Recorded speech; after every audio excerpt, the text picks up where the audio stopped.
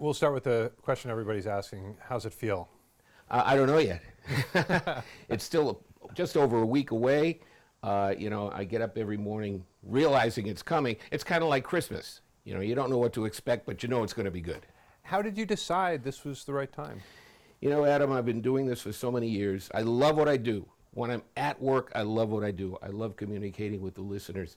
But I get up at 3:15 in the morning. And that's, for most people, that's the middle of the night. And at this point in my life, I don't want to do that anymore.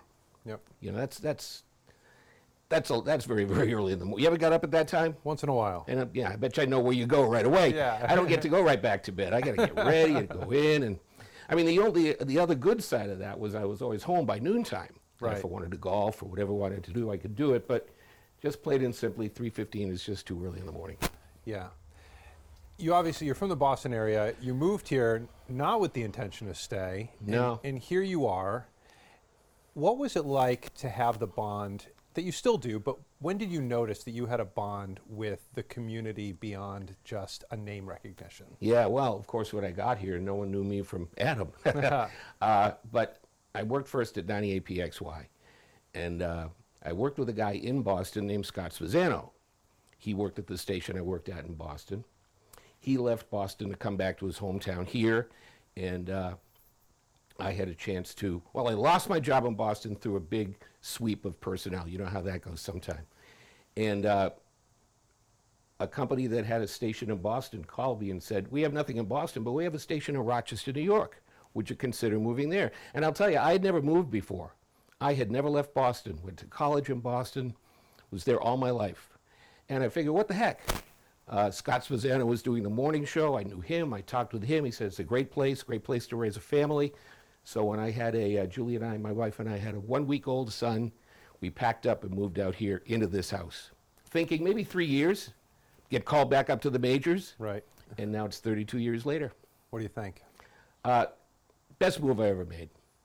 Not only personally, but from a career standpoint. I've been able to do everything I wanted to do in my life here in Rochester, New York. Give me a couple examples. What do you mean by that? Morning radio, of course. I was doing that in Boston. I'd always wanted to be a baseball announcer. I got a chance to do Red Wings radio for a year, which was great. I had a bit of a TV career. I started at Channel 8, My first TV job here was at Channel 8. Did some weekend sports. Worked for 10 years in TV. I've done some amazing things. I've flown with the Blue Angels. I went to all 4 Bills Super Bowls. I've met a ton of unbelievable people, not only friends of mine who will be friends of mine forever, but in the country music world, it's just been a total package for me. It's been great. Yeah. What do you think it was about you as a person that allowed you to do this job? Because in my view, you do need a certain skill set in order to pull this off. I knew I wanted to do this from the time I was 5 years old. You probably don't remember one of the original hosts of The Tonight Show was a guy named Steve Allen. And I was a big fan of his. Even at the age of 10, my dad would let me sit up and watch TV because I just thought he had a connection with, even a 10-year-old, he had a connection. And I kind of liked that connection. I didn't get into radio to be known or be recognized, but I just wanted to talk on the radio. And when I was 18, I got a chance to do it at the local station just outside Boston. And I moved to a Boston station. My career was going great there. And then I find myself out here in Rochester, New York. And, I just do it. I don't feel like I'm doing anything special. I just get in there and talk. Yeah. And you've talked with some wonderful people as a co-host over the years. What is that like to have that type of chemistry, that type of relationship with somebody professionally? Yeah, you have to connect, as you know. In radio, I always think, and my co-hosts say the same thing, my co-host Jeremy Newman says, you can always spot a phony. So you have to connect with them. You have to be real. You have to try to find the question that they haven't been asked before. Might be about some of their hobbies, what they do away from the music studio, about their kids. And, you connect that way as a regular, normal person. I don't think of an audience there. I'm not talking to an audience. I'm talking to one person at a time. And I think that's how you connect. Any plans post waking up at 3 a.m.? You said you're not going to stop being involved in some fashion.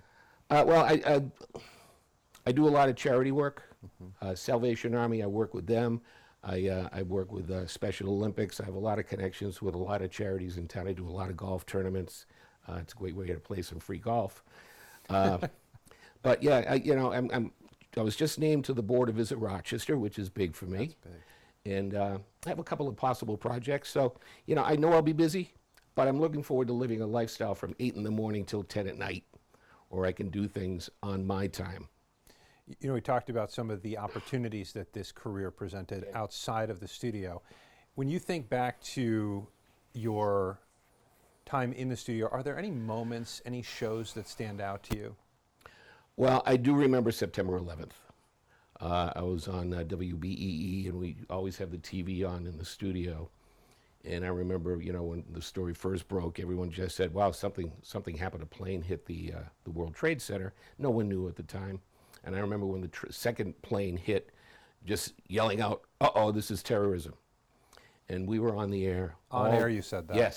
Yes. And we were on the air all day.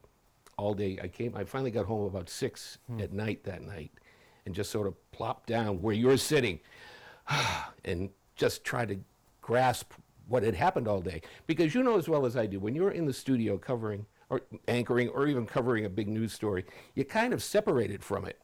You're not really living the story, you're telling the story. Right. And that day was really the day when I sat back and said, I guess I lived this story. So that's probably the biggest moment. I got a chance to go to all 4 Bills Super Bowls, and connecting with those players was just amazing. 4 straight years, that was great. My final day on TV, I had my son sitting in my lap at the time and signed off with him there. I think a lot of people still have a connection with my son Stevie, who is starting a job as a professor in St. Paul, Minnesota next week. So it's just, I think about the 35 years I've been here, approximately 35 years, and think about all the stuff that's happened. And again, it's like I'm telling the story, I'm not living it sometimes. Yeah. You know what I mean when I say that? Yeah. It goes so fast. It too. does. It goes so fast. And here I am 70 years old now. And I think one of the keys for me, people say, well, you don't look it, you don't feel it, you don't act it. But I am 70 years old. The key for me is acting the age of the people I'm with. Yeah. Unless they're older than me, then I try to. But I work with a bunch of young kids at the B and the other stations we have at Entercom. So I just try to, act and feel and be as young as I can. Do you have any advice for them as they come up? We're a changing industry and all that. There are lots of people who do what I do, who try to steer kids away. I say, come on. If this is what you want to do, there are plenty of opportunities. It's different. It's no more, as we used to say, 4 in the door. You come in at 6 and leave at 10 in the morning. You're doing a lot of different stuff. But if you really want to do it, if you have a passion for radio and TV, go for it. Really go for it. Don't be afraid. Don't listen to what some of the old people say about it, that it's not fun anymore, it's all different. It was different from what it was when I first started. It always changes. And no, I say, come on, become a broadcaster. Yeah, I agree, because in some fashion there's going to be that need for people to connect with others, and you're a link, like a lot of other radio personalities or TV personalities, a link to other people. Well, I try to be a leader. I mean, I don't actively do it, but I think people who do morning radio are kind of like the thought leaders in the building. Yeah. When the morning guy is kind of down in the dumps, people who walk in at 8 o'clock and walk through the studio say, uh-oh, something's wrong. He's kind of upset. But if you have a great attitude, if you're smiling all the time, if you're positive, then I think that rubs off with the staff. Yeah. What else do you want to talk about? Anything that you want to touch upon that I might have missed? Well, I do have to say that, one of the strongest parts of my life is my wife, Julie. And Adam, wives go through a lot when you do this for a living. Yeah. And I was combining, for a while, radio and TV, and bringing up a son, and being a family guy. For so many years, I was trying to fit 4 things into 3 blocks, 3 holes, 4 blocks into 3 holes. And it was tough to do. And it was just that one day when I said, well, I got to give up something. I'm not going to give up Julie. I'm not going to give up Stevie. I love radio. So I stopped doing TV. I loved TV. But, with radio, I don't have to shave every day. I can go to work in shorts. So I hear. Yeah. So I hear. Yeah. A nice life. life. Although I will say, when I did TV, often I'd sit behind the desk wearing shorts. Yeah. And Julie would always worry, what happens if the desk falls apart or something? And, yeah. Do you look back, though, 35 years just here, you obviously worked elsewhere, you made it. I mean, this is a tough industry. And there are lots of people who leave 5, 10, 15 years in. You made it. I mean, there's got to be some pride attached to that. There is. When I think about it, I'm not one to really pat myself. I'm really not one to pat myself on the back. But I realize now, 50 years in the business, 32 years here in Rochester, almost 33, I must have done something right. It couldn't have been all just luck, because in my entire career, I think I've only been out of work at the most, maybe 4 months at the most at one time. Yeah. And so it's got to be something, whether I've fooled people or whether maybe I'm okay at what I do. Yeah. You made it. You were talking about a couple of awards. I'm pretty proud of some of the awards we've won. Our B Morning Coffee Club has won Best Morning Show in New York State a couple of times, New York State broadcasters. I work with two great people. Jeremy Newman is a fantastic on-air producer, a guy who has a feel for what we should talk about and for how long.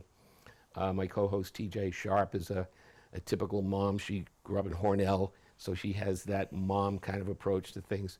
The success of our morning show is really based on the fact that we're three totally different people. Mm-hmm.